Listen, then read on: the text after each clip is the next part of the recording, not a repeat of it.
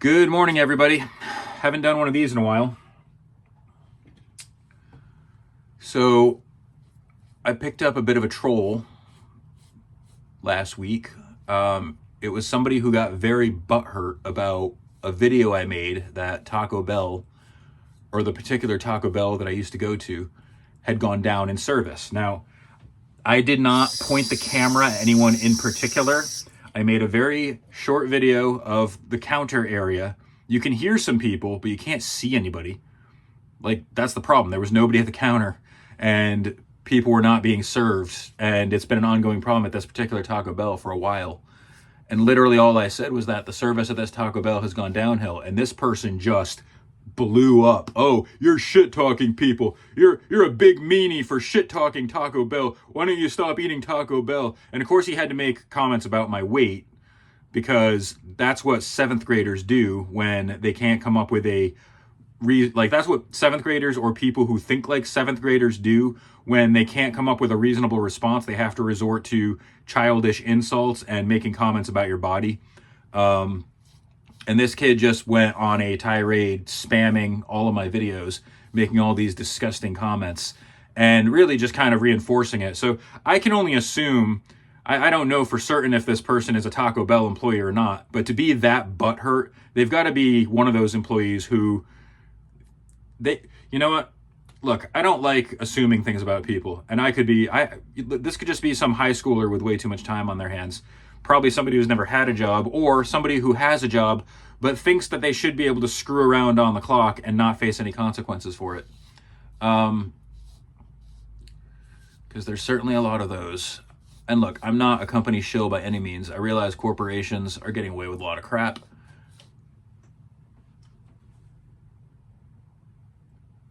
And I realize that, just investigating a sound back there, we got plastic on the porch now, and it's making a lot of noise when it gets windy. So anyway, so we have this culture now. It's been an ongoing struggle. Yes, corporations and employers, they can be assholes, they can be real jerks to their employees. I 100% get that. I've been working pretty much all of my life.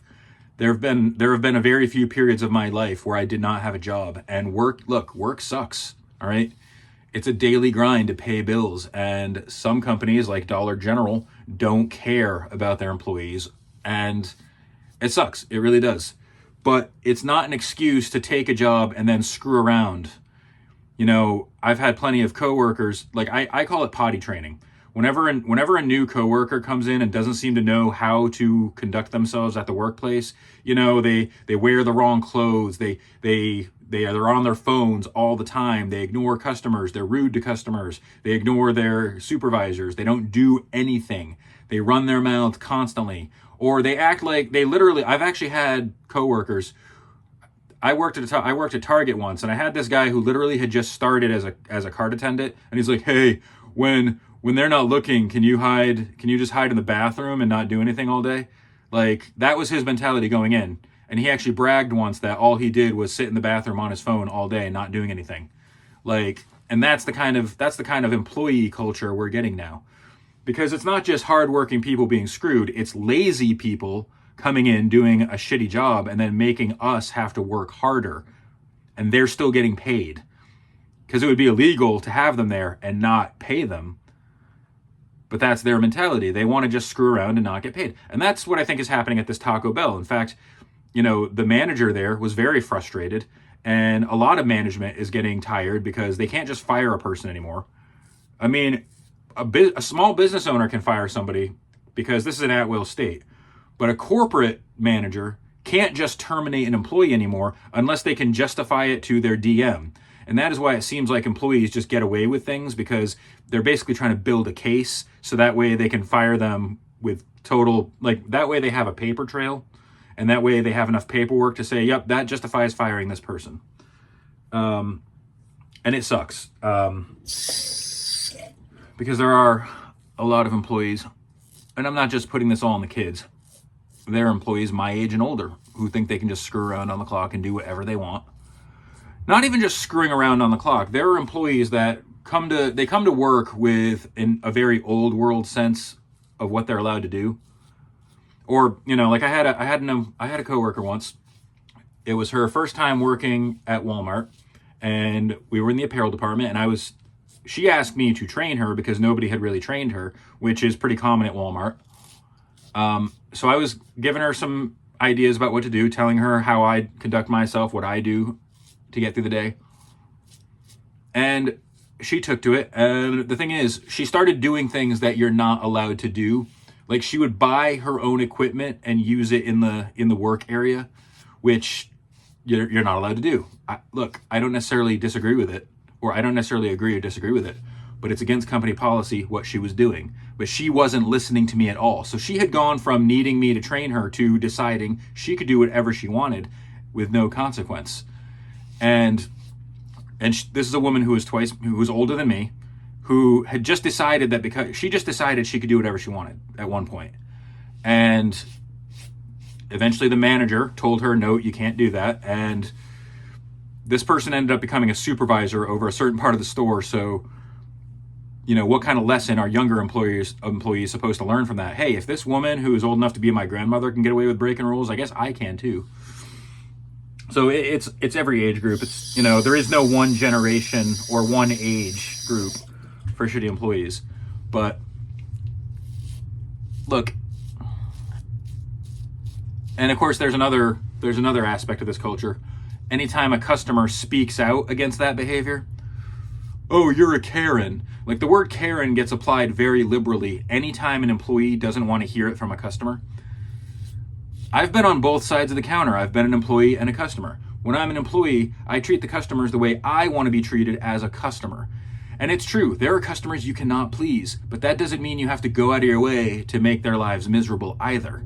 Because at the end of the day, you're still being paid to do a job.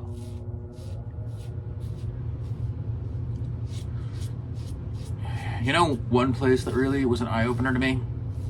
On my honeymoon cruise, we stopped at Jamaica, and it was my first time in Jamaica.